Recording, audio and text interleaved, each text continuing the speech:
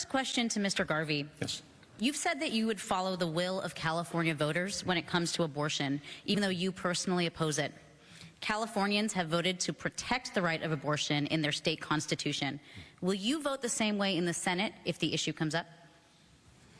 And I think I said that as an elected official, I will always support the voice of the people of California.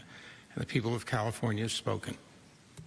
And I pledge to support that voice. So to follow up on that, does that same logic then of supporting the will of the voters extend to issues like guns or even supporting President Trump, where California voters have made their views pretty clear? Well, I have my opinions, obviously. And with common sense and compassion and a building of consensus, I'll look at all the issues.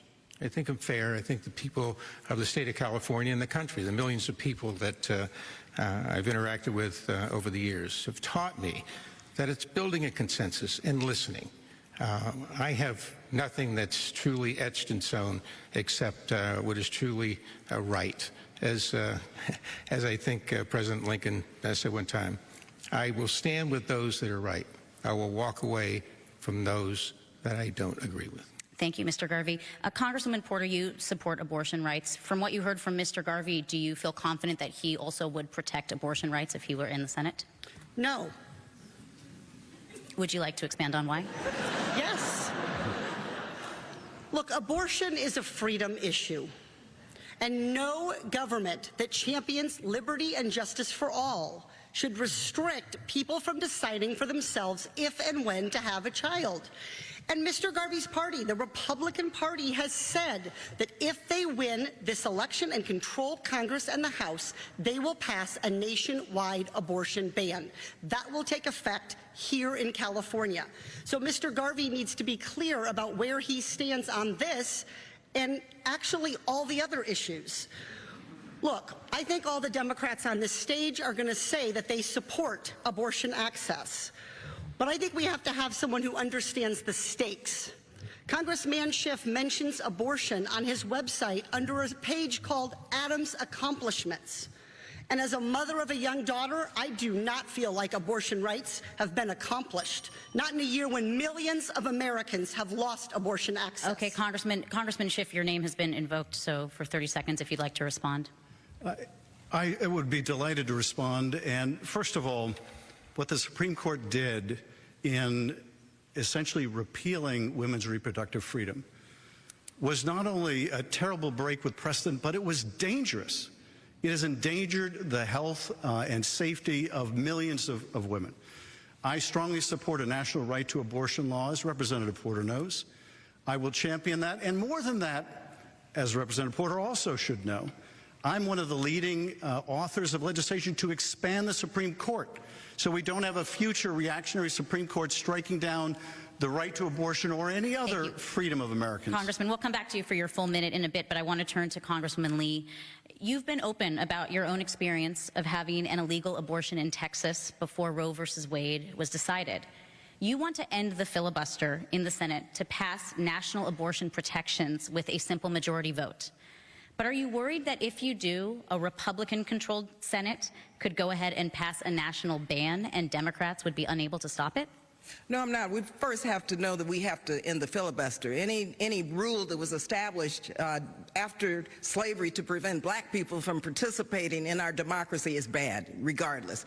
Secondly, it's so important that we know and understand that what the Supreme Court did was for the first time, take away a constitutional right.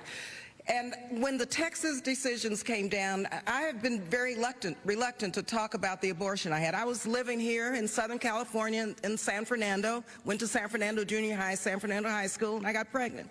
And my mother and I made that decision that that's what I would do. That was the type of health care I decided I would achieve in terms of an abortion. So I flew to Texas, where her friend took me across the border. Let me remind you, this is before Roe. Took me across the border to a back alley, dark clinic. I was terrified. I was terrified because I knew it was illegal in Mexico, it was illegal in Texas and California, and so reproductive freedom for all is important. I intend to work to codify the women's right to protection. Congressman, just real quick, in 15 seconds, would eliminating the filibuster make it easier for national bans to be passed? We have to fight politically to make sure that that doesn't happen. We have to elect enough senators to make sure that we can codify into law the Women's Health Protection Act and to end the Hyde Amendment. This is about our freedoms. It's about women's decisions, people's decisions to control their own body. Thank you. And Congressman Schiff, the same question to you about the filibuster. Does that crack open the opportunity for Senate Republicans to pass a ban? I support doing away with the filibuster for a variety of reasons. One, to pass the national right to abortion law, we need to do away with the filibuster. Two, protect voting rights, we need to do away with the filibuster. To finally pass common sense gun safety legislation, we need to do away with the filibuster. So count me squarely in the camp of doing away with the filibuster. But if I can return to the question about reproductive freedom. When we start losing our rights as Americans, it is a sure sign that our democracy is in trouble. We not only need to pass a national right to abortion law, but we need to change the Supreme Court that struck it down to begin with. We need to expand that court. We need to terminate that court. We need an enforceable code of ethics on that court. This is part of, yes, it's part of my democracy agenda, which I'm very proud of. Which I'm very proud that the Wall Street Journal editorial page editorialized against and called radical. That's a good housekeeping seal of approval, as far as I'm concerned. Yeah. But here's the thing about Mr. Garvey's answer. He would also respect the right of states to refuse abortion care for millions of other Americans, including Californians who are visiting other states. Thank you, Congressman. And we have to that decision would be dangerous. Mr. Garvey, your rebuttal. I think you've been censored for lying.